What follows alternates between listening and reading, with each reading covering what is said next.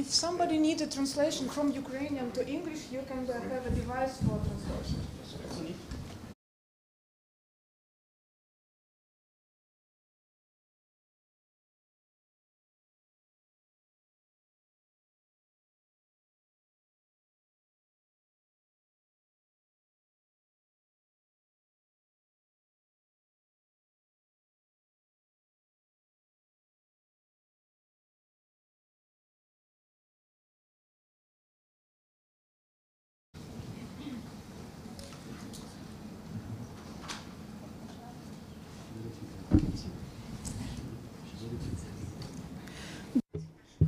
It's September 21, Ukraine Media Center Ukrinform starts its operation, and my name is Svetlana Cheparenko.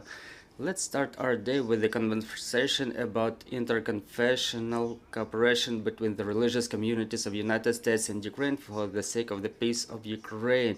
Let me introduce our guest. Today is Dr. Mohammed Zaher Sahlul, MedGlobal President, Professor at the University of Illinois in Chicago, Karim M. Irfan, Vice President of the Islamic Society of North America, Professor Leonard Rubinstein, Director of the Program on Human Rights, Health and Conflict at the Johns Hopkins Bloomberg School of Public Health, Reverend Gregory C. Livingston, pastor, preacher, civil rights and community leader in New York, Sheikh Rustam Ghafuri, Deputy Mufti of Ukraine of the Religious Administration of Muslims of Ukraine, representative of the Ukrainian Council of Churches and Religious Organizations, and Evelina Kurilets, Director at Razum for Ukraine Charitable Foundation. Ms. Evelina, let's start with you. Can you please tell us about this area of activity of your charitable foundation? Why do you think that it's important now to set up the interconfessional dialogue? For the time being, our foundation works on 5 programs. One of them is the advocacy work area. We understand that advocacy is one of the tools that can, first of all, bring our victory closer, and second, help us achieve the justice in the legal field in the way that we see it, and third, to get help for Ukraine in the way that it's necessary. We understand that this war is not only the war of Ukraine. It's many countries and many people, they have the same enemy in common with us. It's not about confession or nationality, and we have to get united with those with whom we have the same vision, the same perception of the vision of victory, the same vision of what justice is and what is the vision of punishment for the perpetrators. We had 2 Ukraine fashion summits. The last one was taking place in spring this year, and in the end of October this year, we will have another Ukraine Action Summit in Washington that will unite an immense number of organizations, both Ukrainian and Georgian, Syrian, organizations from all over the world that got united to counter the enemy. And they are usually the people who, well, the people who visit this Ukrainian Action Summit are usually the citizens of the United States, and it's valuable for us that it's an example of American democracy when every voter can come to their congressman and say, I want this, I want us to support this. I was visiting Washington in the spring last year, and I was impressed by the way this system works. Talking about the interconfession dialogue, during our last visit, the last visit of our advocacy team to Ukraine, we were happy to meet the Ukrainian Council of Churches and Religious Organizations, and we realized that it's a very valuable cooperation, very valuable experience, and it can be of benefit to Ukraine. This is why we were invited to the visit to the United States. We will be visiting Florida, Miami, senators in Washington, D.C., and we have high expectations from that meeting. I don't want to take a lot of time. I'm sure that every guest has something to say on behalf of themselves and on behalf of the communities that they represent here in Ukraine. And Razum Charitable Foundation will do everything they can to make this visit happen and to support the further projects of our cooperation. Mr. Mohammed. Tell us please more about this mission and your goal here in Ukraine, and what are you doing to advocacy among religious communities in the United States about this war in Ukraine? Good morning.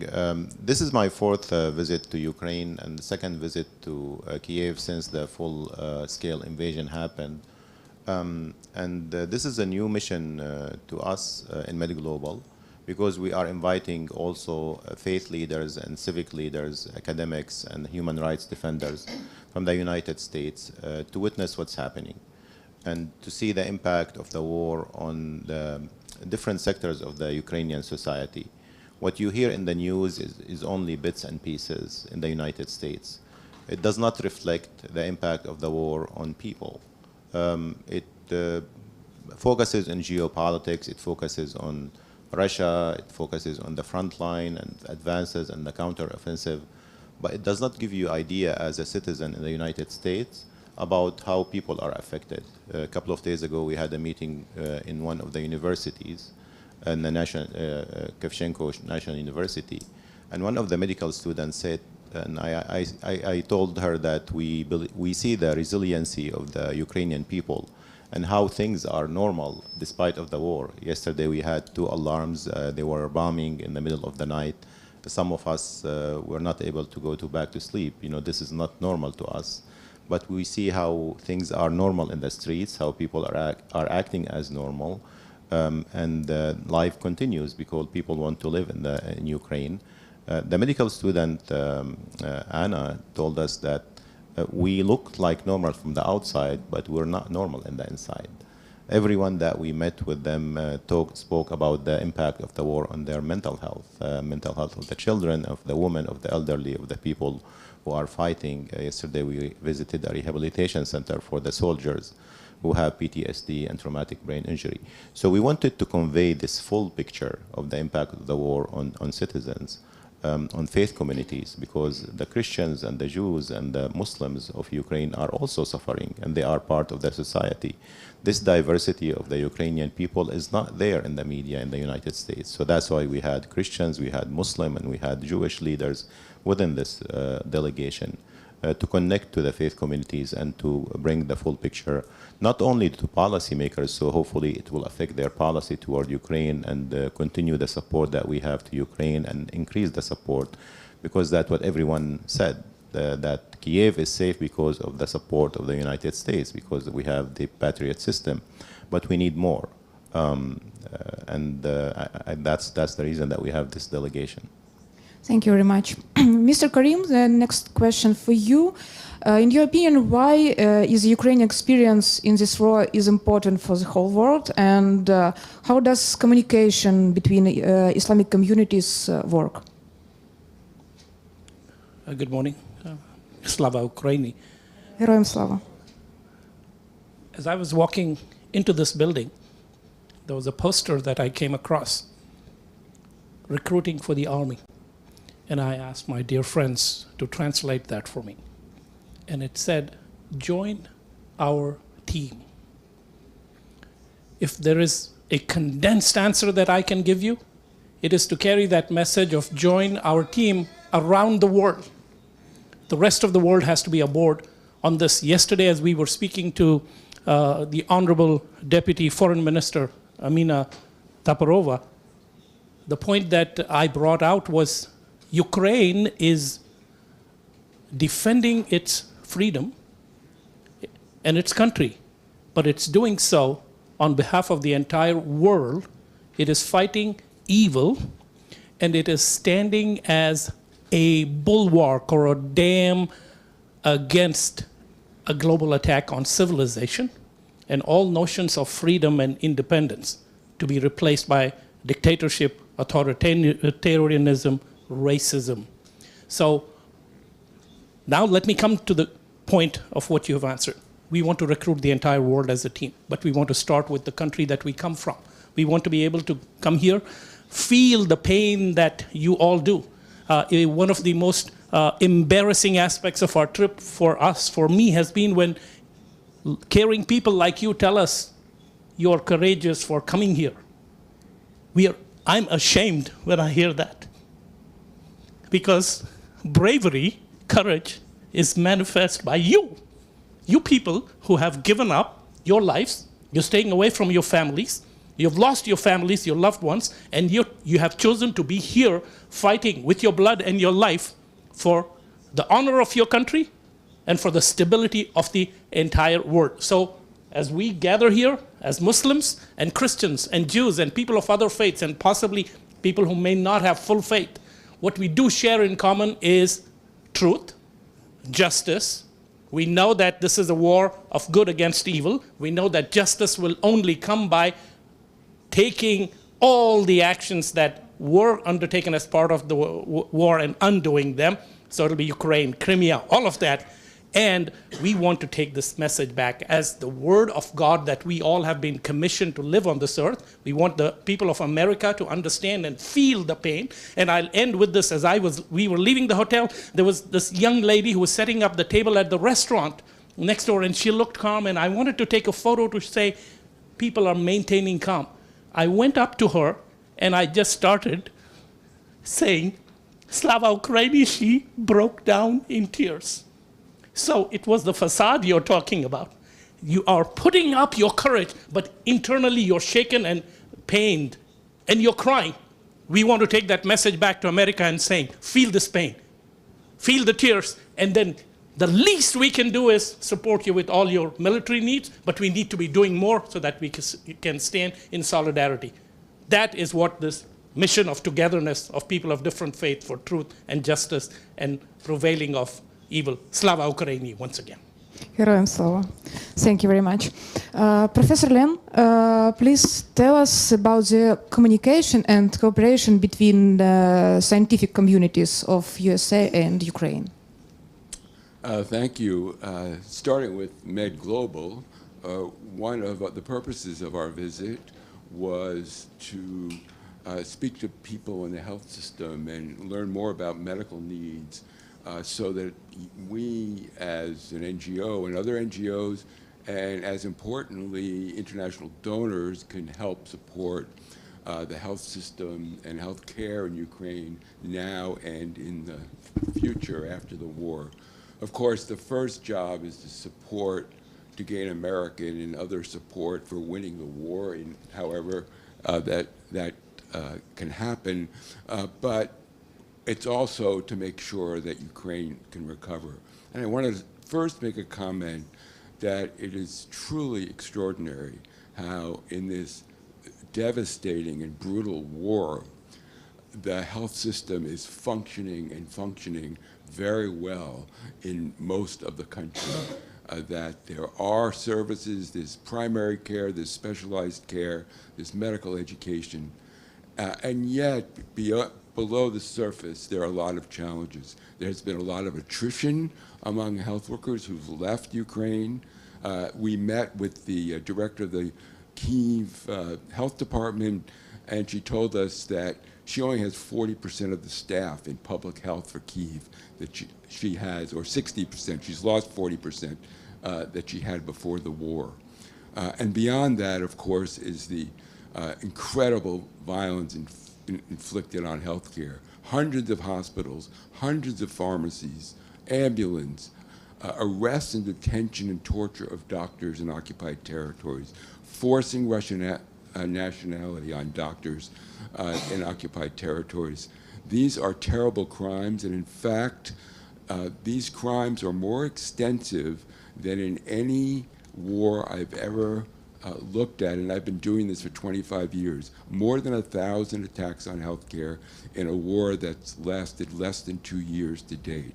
It's never been this systematic, never this extensive, and yet the system is functioning.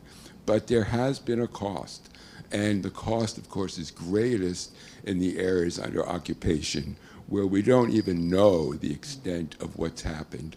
So there is a lot of work that's going to need to be done.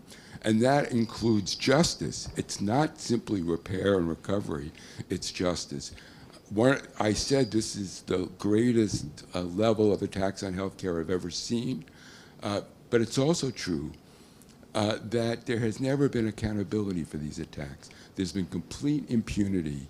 We're increasing documentation and reporting in Syria, in Afghanistan, in African conflicts, but there's never been prosecutions.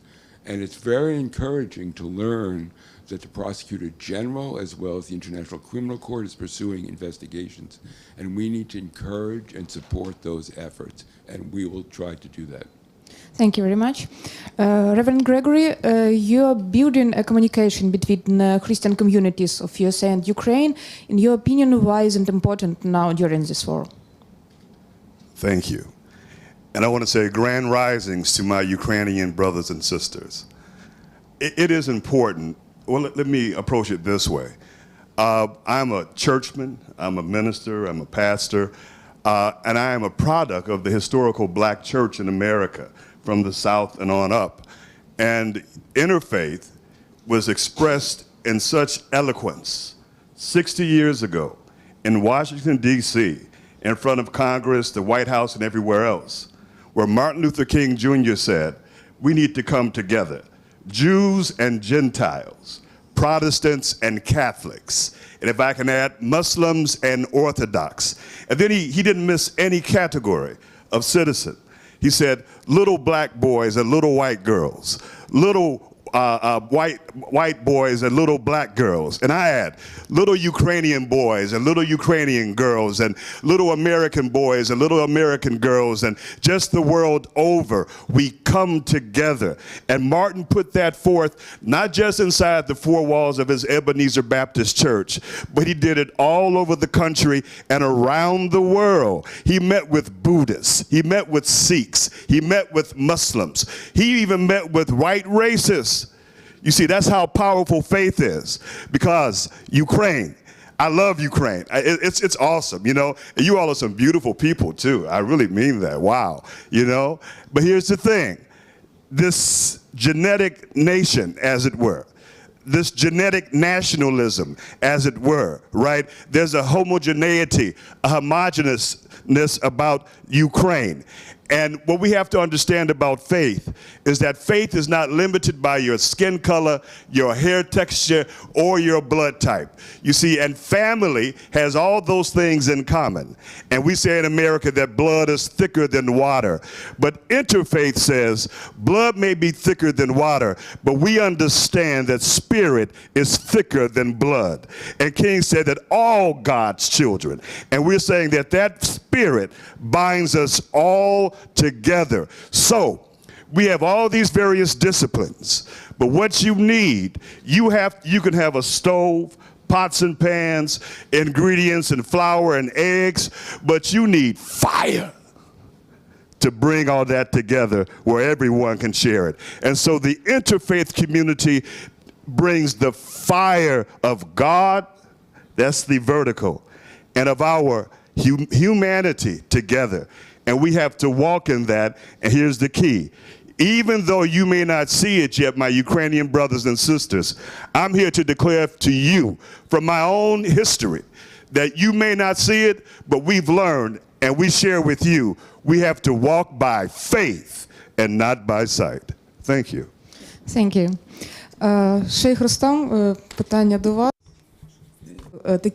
Thank you, Sheikh Rustam. Why, in your opinion, such visits of setting up interconfessional dialogue are important for Ukraine and for the Ukrainian Council of Churches and Religious Organizations? Well, first of all, the Ukrainian Council of Churches is an interesting organization where we already have interconfessional dialogue going on for a number of years. And thus we understand that we provide opportunity for support to everybody in Ukraine so that this support comes to Ukraine. And recently there was a meeting of Ukrainian Council of Churches and Religious Organizations, and we have a chairman who on behalf of everybody expressed the appreciation of the effort taken by MedGlobal on behalf of all the religious organizations of Ukraine for their support and their desire to stand by the side of Ukrainian people. And Ukrainian actors in all the religious organizations. They shared their experience of cooperation of religious organizations in performing humanitarian projects for the sake of overcoming Russian aggression. And I hope this support will be of more intense nature if there will be cooperation with MedGlobal. And what's important, as they mentioned, is to communicate the truthful, faithful information to the leaders of thoughts in the United States and in other countries whenever they go, to increase the support for Ukraine in countering Russian aggression aimed at civil population. Well, because, you know, the truth is not said very loudly. And such an opportunity to develop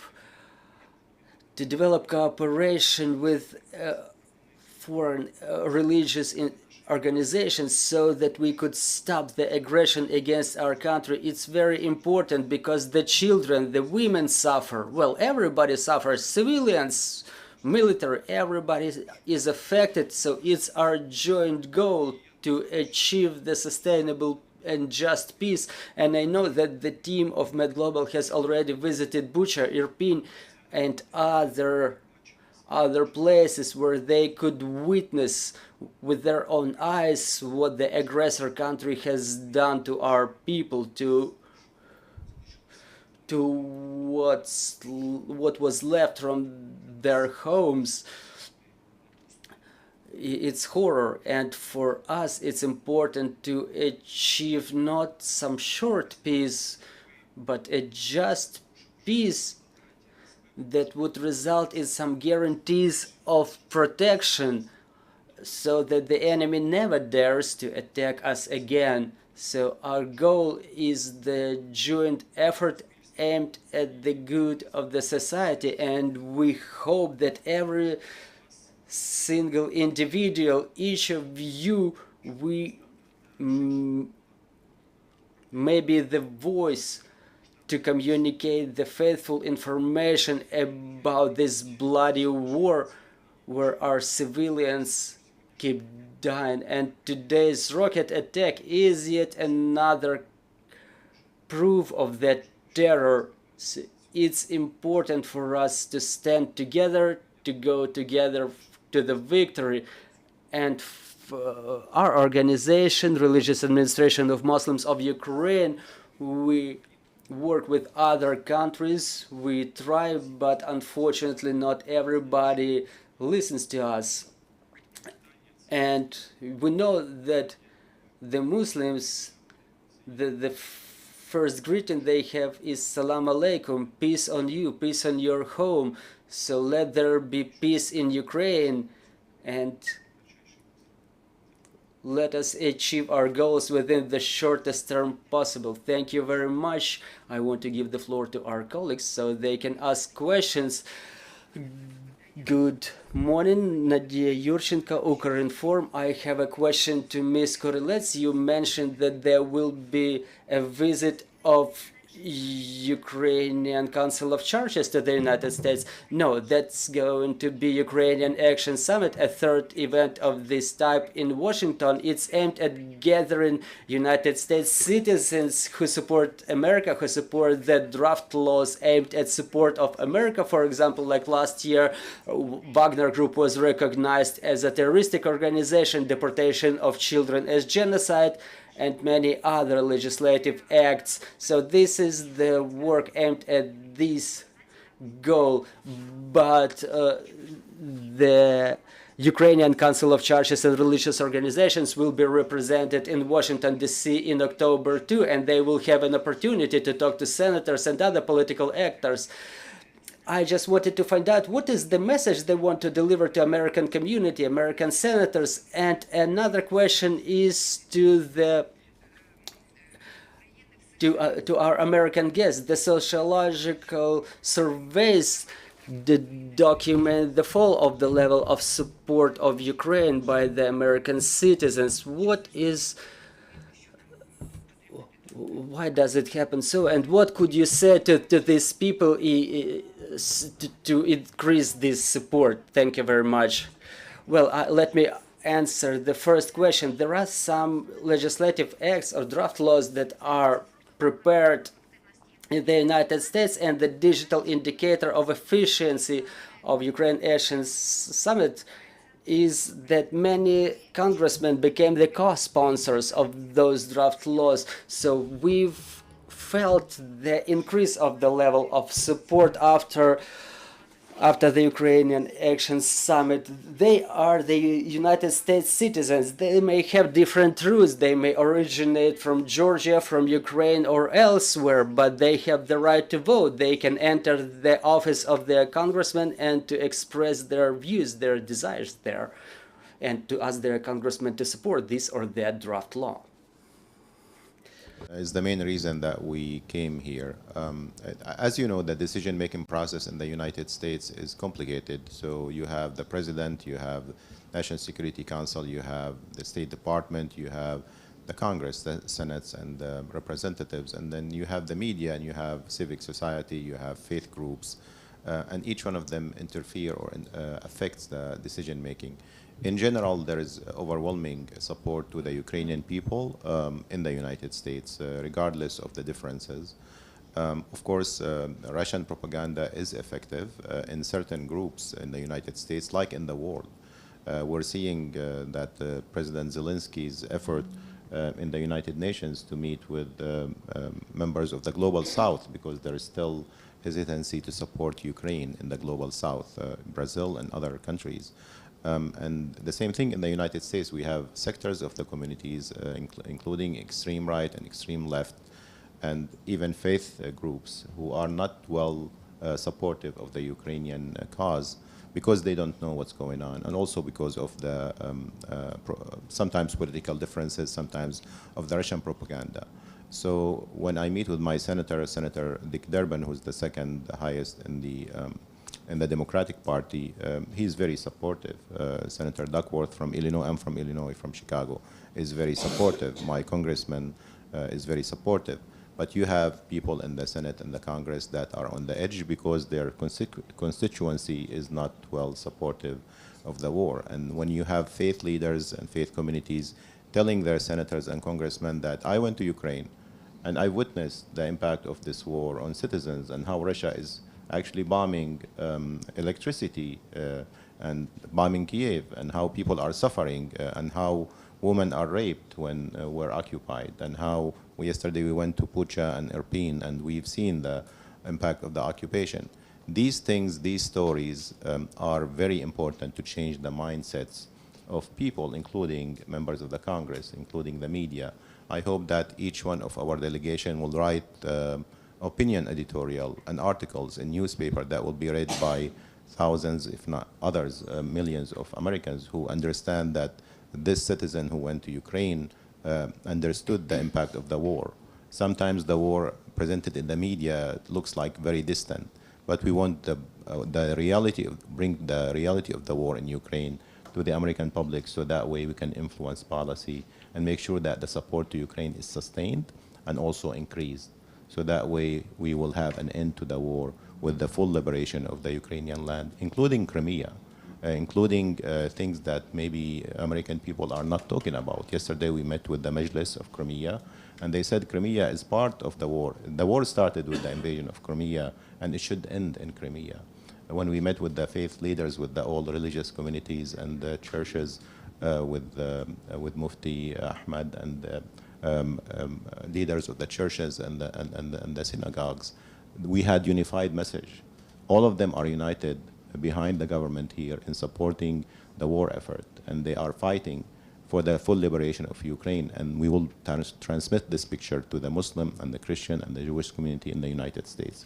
So hopefully we will have an end to the war with the full liberation of Ukraine, but we need to work for that. And that's why Razom and MedGlobal are part of a coalition called the American Coalition for Ukraine, where we have different communities, different ethnicities united behind Ukraine. That's a very insightful and important question. So if I may add a different dimension to it, but built upon the same platform. And I go back to that poster that I saw, join our team. Who are we looking at as our team members is important. So yes, it is important that the President of the USA, the Senate, the Congress, the decision makers are on your side. And your president is a master communicator, and he's been doing a fantastic job, President Zelensky. Far be it from me to be offering any advice to such high heads of state. But what I would like to add is we cannot overlook the enormous power of public opinion and public support. And that is one of the key elements, as Dr. Zaher from MedGlobal, and I have to thank him for pulling this fantastic delegation together under your leadership. That is very important for us to go back and make sure that the messaging we have to do, but I'm saying as a friendly advice to those in positions of power here, and including the influence of the media here, do focus on that second segment. And for them, you cannot get into political nuances. You cannot get into tactical military decisions. What you have to get to them with is the heart of the problem, that this is a fight of good against evil. It's a stand on behalf of the civilization of this world. And you have to convey the humanitarian impact and what is going on. Yes, one of the biggest things that we will take back, of course, our duty is to come here, put a finger on the pulse of your suffering, have our hearts affected, shed a few tears, but then go back and get into action to promoting this message with our constituents. So you have faith leaders here. We are blessed that God has given us a pulpit. The pulpit is there to communicate a message of change. So we want to bring about that change. And what we have to be communicating, so there are two elements that I will say that I have come away with here. Of course, I've been moved by what has happened, but your resiliency is amazing. When this lady talks about how she had the opportunity of leaving in taking your young daughter away, but you decided in favor of the country. How many stories like that we have heard? And when we see, and this is one message I want to communicate to everybody in Ukraine, you do not have to be defensive in any way about the sense of normalcy. I've had people explain it to me, and what I'm telling them is that is part of your strength. What you're saying is that no matter how much you oppress us, no matter how much you massacre us, no matter how much you torture or rape us, we will continue living and we will continue fighting until we succeed. So that normalcy is your strength. And that is the passion that we need to understand and communicate back to the people and say, and I have changed. I can tell you, my wife and I were talking the day that we came. Yes, we knew that there would be missile alerts. But in the last 3 days, I tell you today, there were 2 of them. And I got up with a sense of your defiance. I got up and said, send 5 more attacks. Does not matter. We are going to be here. We'll continue with our meetings. We will hold hands and connect our hearts and souls with the fighting Ukrainian people, and we will overcome your evil with our power of good. That message has to be communicated, and God willing, then the truth will prevail. Justice will prevail, but we all have to get together as people in humanity. Thank you. Does anybody want to add something? Yes. Let me say this, is that in the work that I've done, I have found so many good people. But the problem has always been, there were many people that I have met, many groups, that wanted to do good, but didn't know how. That is always the problem. People want to do good, but they don't know how. And once we understand that the reason they're not doing it isn't always because they don't want to or that they're against it, but it is because they have not been trained or instructed or mentored on how you cross that hump. And in America, American politics, American government, for example, President Franklin Delano Roosevelt, He was the great American president during World War II, which we were all a part of that are here. And A. Philip Randolph was a black civil rights leader during that time, incredibly effective.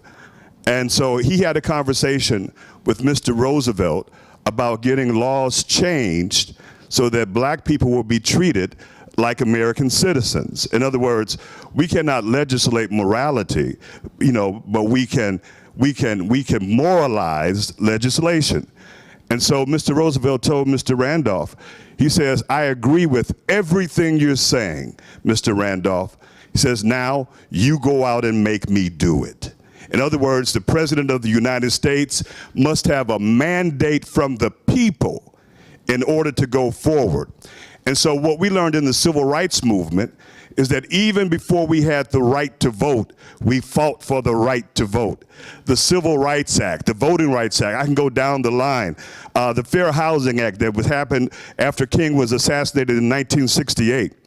But as my brothers and sisters have stated so eloquently, what happens with politicians is that they hear a narrative, they hear a story, and the narrative that is so powerful, and I believe Dr. Sahlul mentioned propaganda. There would be no propaganda if it wasn't effective, but it is. And so we also have to use propaganda. We don't have to lie, but it's more than just a counter narrative you must put forth.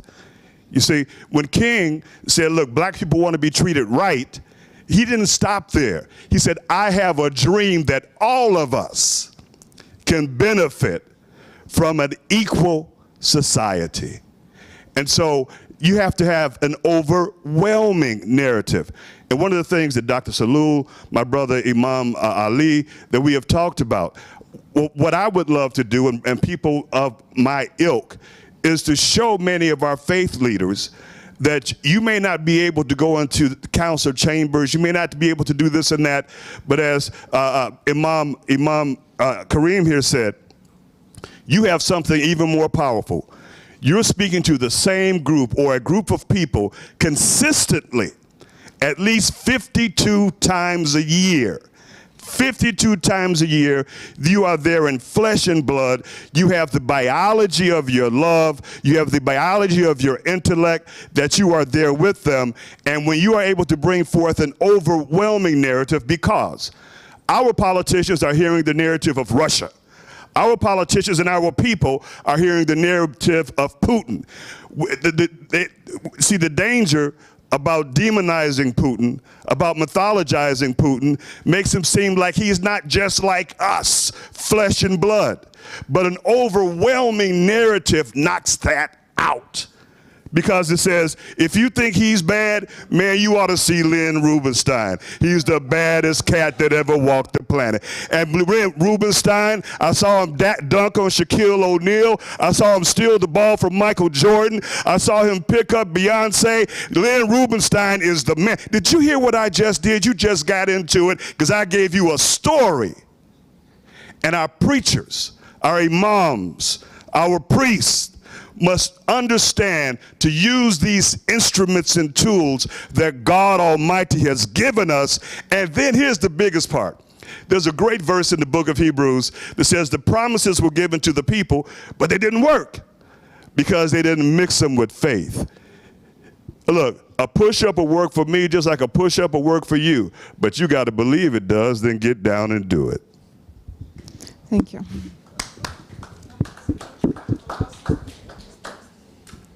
Я тоді наостанок скажу. We have just a couple of minutes to wrap up. What I want to add is that unpunished evil results in new crimes. Unpunished evil in Georgia emerged in Syria. Then the unpunished evil in Syria emerged here in Ukraine.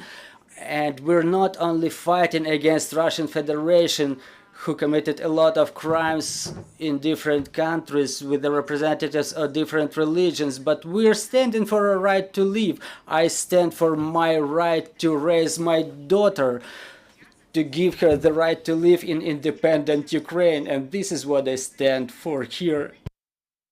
And I take pride in standing like this. I'm really fond of you. I want to thank you for standing by our side, for sharing our fight. And I hope that our victory will become a victory of other countries like Syria and other ones fighting the evil.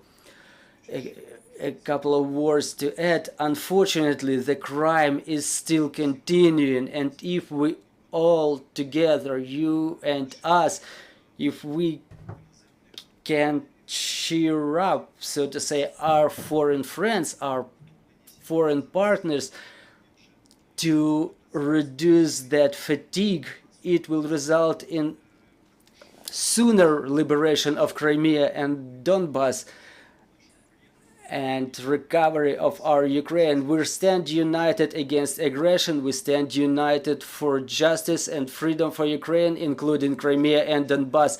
Thank you very much. We want to thank all the panelists. Thank you for coming to Ukraine Media Center Ukrinform. We will continue our operation at 12 o'clock. As it was mentioned several times today, the enemy inflicted more strikes today on our civilians, on our peaceful cities. We will be talking to Yuri Ignat, the spokesperson of Air Force Command of Ukrainian Armed Forces. Stay tuned.